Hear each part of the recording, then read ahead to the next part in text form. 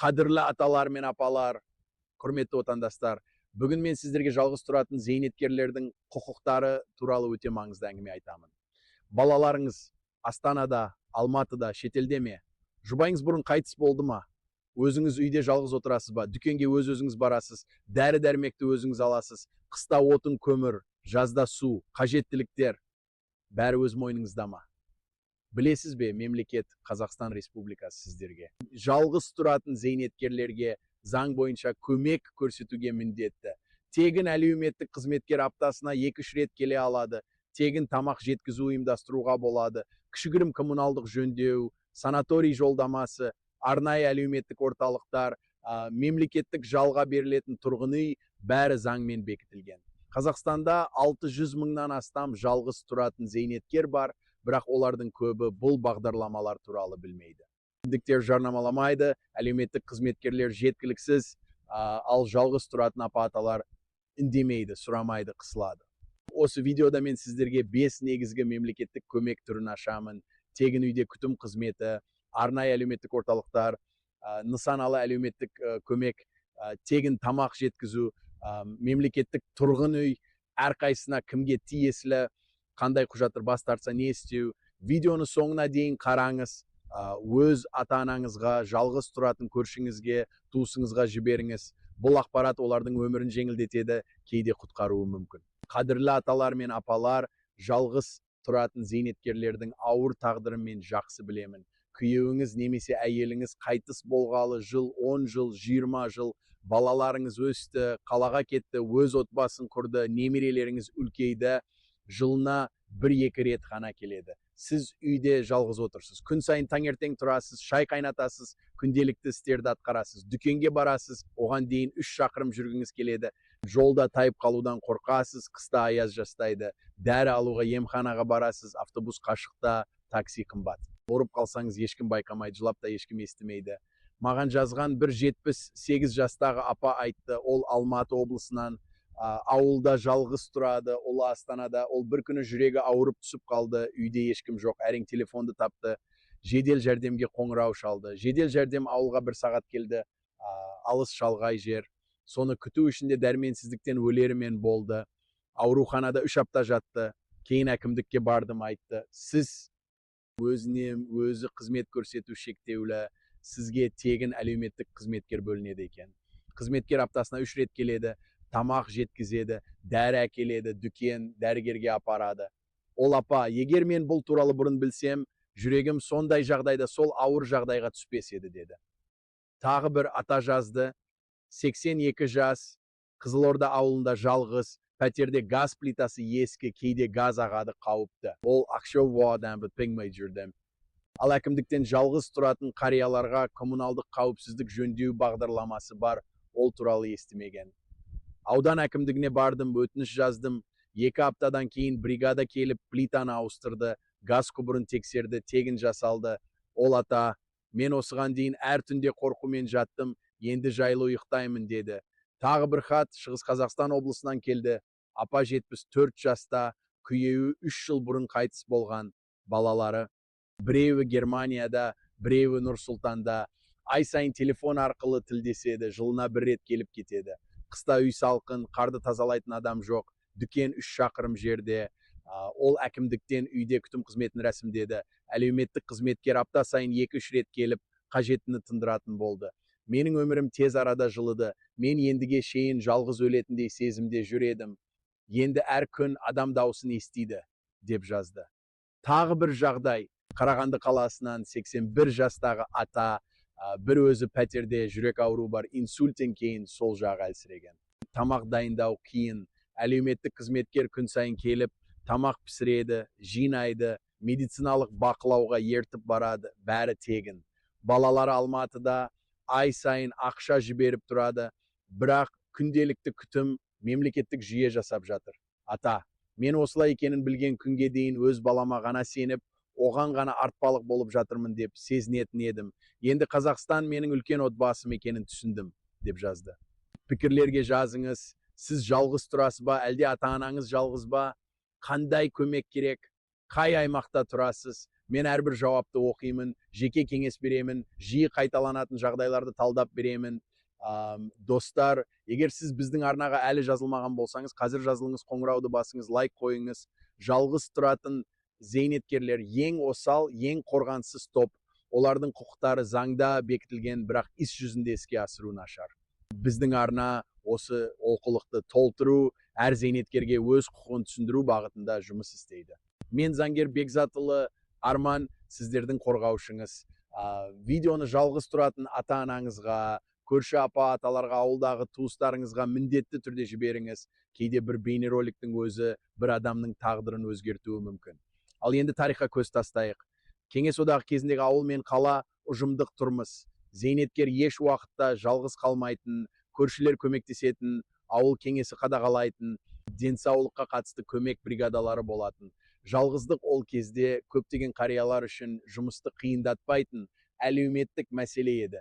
90-шы жылдары нарықтық реформалар басталды, жастар қалаларға ауды, ауылдарда зейнеткерлер жалғыз қалды. Социалдық желі жойылды, көшпелі көмек тоқтады, бюрократия көбейді. Қазіргі заманда урбанизация тереңдеді. Қазақстанның халқының шамамен 58% қалада тұрады.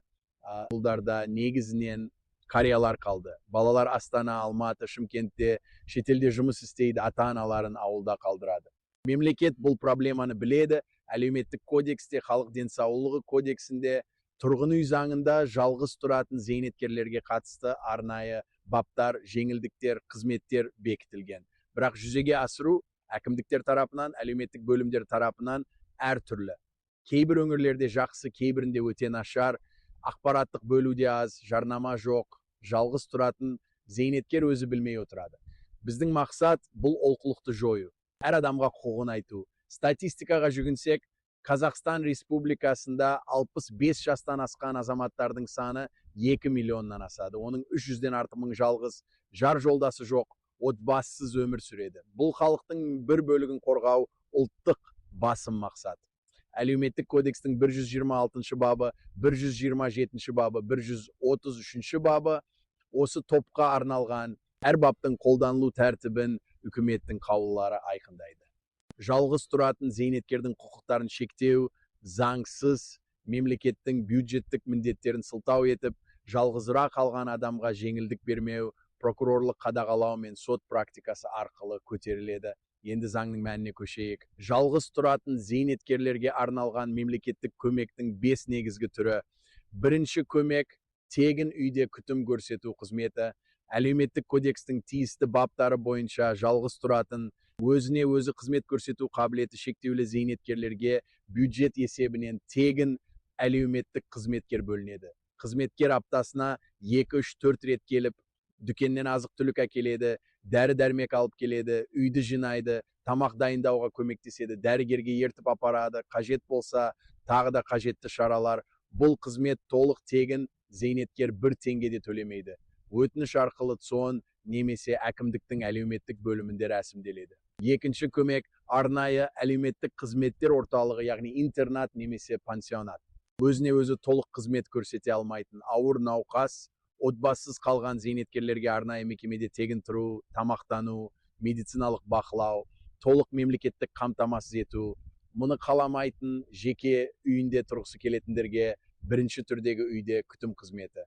Үшінші көмек нысаналы әлеуметтік көмек, АК немесе АСП деп қысқартылады. Табысы күнкөріс деңгейінен 2026 жылы 50.851 теңге мен отбасыларға арналған ақшалай көмек, жеке тұратын зейнеткерлерге басым тәртіп беріледі, ай сайын ақша аударылады, ЦОН немесе ИГАФ арқылы рәсімделеді. Төртінші көмек тегін тамақ жеткізу. Кейбір аймақтарда әкімдіктер жалғыз тұратын зейнеткерлерге 5 немесе 6 күн сайын тегін тамақ жеткізуді ұйымдастырады. Қызыл жарты ай қоғамы мен волонтерлік ұйымдар қосымша көмек әкімдіктің әлеуметтік бөлімнен сұрау керек. Бұл бағдарлама бар жоқтығы жергілікті бюджетке байланысты. 5 көмек мемлекеттік тұрғын үй. Тұрғын үйі жоқ немесе апатты жағдайдағы ескі үйде тұратын, жалғыз тұратын зейнеткерлер мемлекеттік жалға берілетін тұрғын үйге құқылы. әкімдіктің тұрғын үй бөлімінде кезекке тұру керек. Жалдау ақысы нарықтан әлдеқайда төмен, кейде символдық. Осы 5 негізгі түрден басқа протездік ортопедиялық бұйымдар, есту аппараттары, мүгедектер арбасы, көмекші құрылғылар тегін әлеуметтік сақтандыру қоры арқылы. Зейнеткерлер күніне бір жолғы төлемдер, мәдени іс-шараларға қатысу, санаторий жолдамасы да қолжетімді. Сондай-ақ күміс жас бағдарламасы және басқа да арнайы мемлекеттік бастамалар, психологиялық қолдау, әлеуметтік клубтар, қолөнер сабағы, дене шынықтыру топтары, ауылдық және қалалық қария достар кеңестері. Бұлардың бәрі жалғыздықты жеңуге, қарым-қатынас жасауға, өмір сапасын арттыруға арналған. Кейбір қалаларда күндіз бар орталықтары бар, зейнеткерлер таңертеңнен кешке дейін онда келіп, тамақтанып, кітап оқып, телевизор көріп, достарымен тілдеседі, ал кешке үйлеріне қайтады. Бұл ерекше халыққа арналған мәдени әлеуметтік платформа әкімдік арқылы рәсімделеді.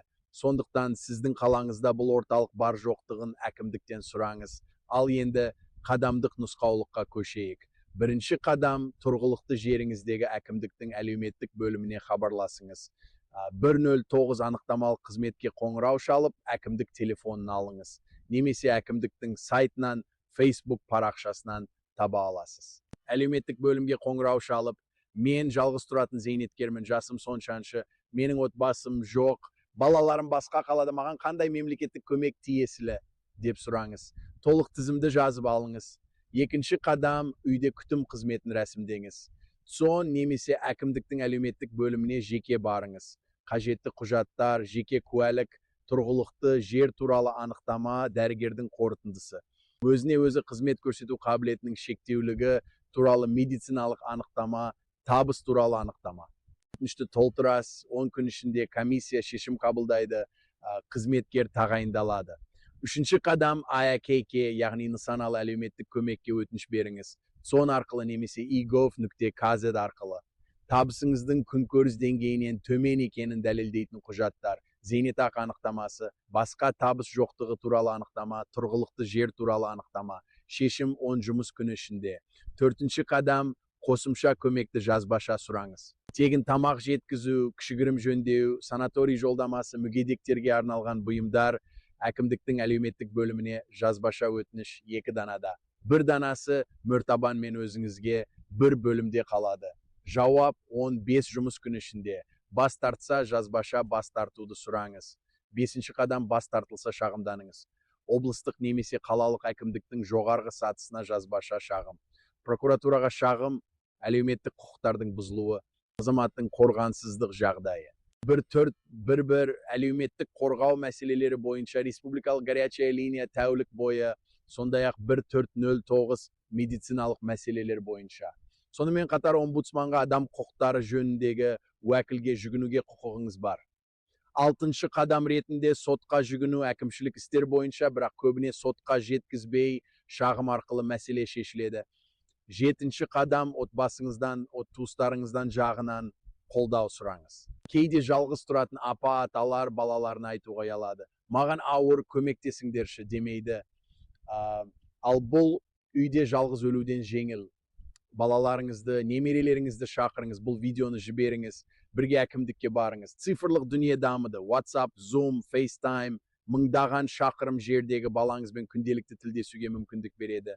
Балаларыңыз әкімдікке өзі қоңырау шалу, электронды өтініш жіберу, өтінішті рәсімдеуге көмектесу, бәрі қашықтан жасалады. Жалғыздықты ортасынан сыналыс етуге мүмкіндік берілген, тек батылы бар, үндеу керек.